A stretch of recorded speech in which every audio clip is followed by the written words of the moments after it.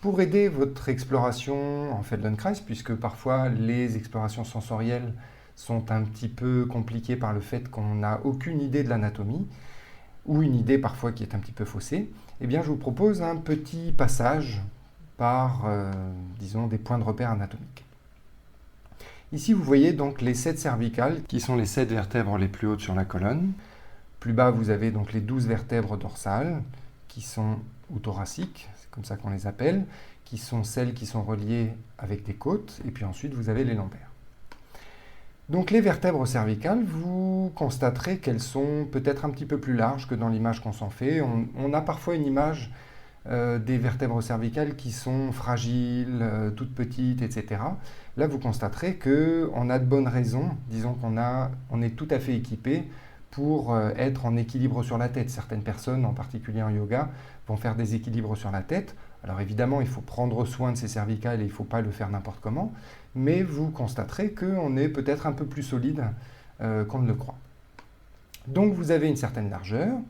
Et puis ensuite, une deuxième constatation, c'est que si je prends une vertèbre ici au hasard, eh bien vous avez l'arrière de la vertèbre qui est juste sous la peau, mais la colonne finalement est beaucoup plus, disons, a beaucoup plus de volume.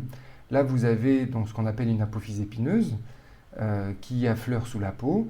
Là, j'ai laissé le ligament nucal qui sert à stabiliser la tête et à permettre une certaine endurance. Donc là, si on reprend cette vertèbre, eh bien, vous avez donc l'apophyse épineuse qui se prolonge avec une certaine structure par, ici à l'avant, le corps vertébral.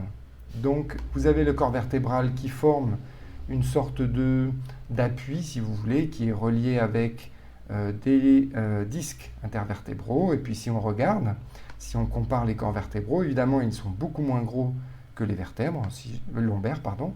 Si je prends une lombaire, vous voyez que le corps vertébral à l'avant est un cylindre beaucoup plus gros que celui des cervicales, mais ce n'est pas mineur. Et puis, à l'intérieur de ces vertèbres, vous devinez ici un espace. Vous voyez, quand on fait tourner, vous devinez un espace où vont passer justement les fibres nerveuses de la moelle épinière. Donc, vous avez un premier point sur les cervicales. Ensuite, si ça vous intrigue, ici, on a laissé donc les cartilages du larynx. Donc, vous avez le passage de l'air qui va se faire devant. On a laissé aussi l'osioïde, qui est un os suspendu à ses voisins, qui va participer à certaines choses. Enfin bon, ça sera l'objet peut-être d'une autre vidéo. Mais en tout cas, si on regarde donc comment se placent les cervicales, vous avez ces cervicales qui viennent se faire le pont, si vous voulez, entre le crâne et puis plus loin le reste de la colonne avec la cage thoracique. Un deuxième point assez important, c'est que ici vous voyez, on a une première vertèbre qui est un petit peu particulière. Si on s'approche, alors on va se promener comme ça pour s'approcher. Hop, pardon. Si on s'approche, vous voyez que vous avez des faces qui sont un petit peu amusantes. Là, on peut l'enlever, là, vous l'atténuez.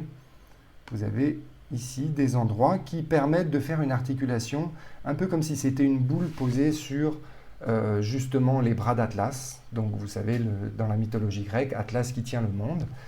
Et donc, vous avez une première, enfin, deux articulations qui sont assez amusantes, un peu atypiques, qui permettent à la tête d'aller dans de nombreuses directions, comme une boule qui est posée donc sur deux bras.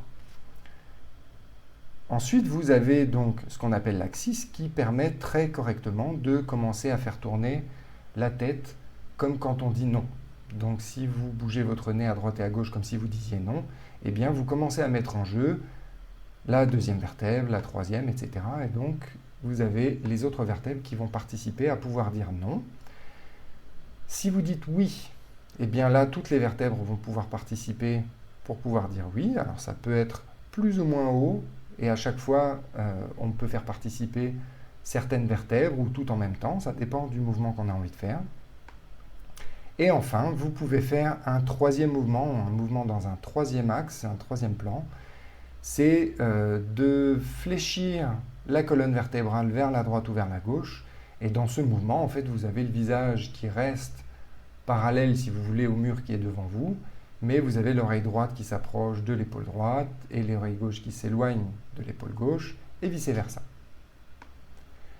Voilà pour ces petits points, et donc après cette vidéo, je vous invite à suivre quelques explorations où là il n'y aura pas de vidéo, ça sera juste des instructions orales qui vous permettront de faire connaissance de manière sensorielle et tactile avec votre colonne.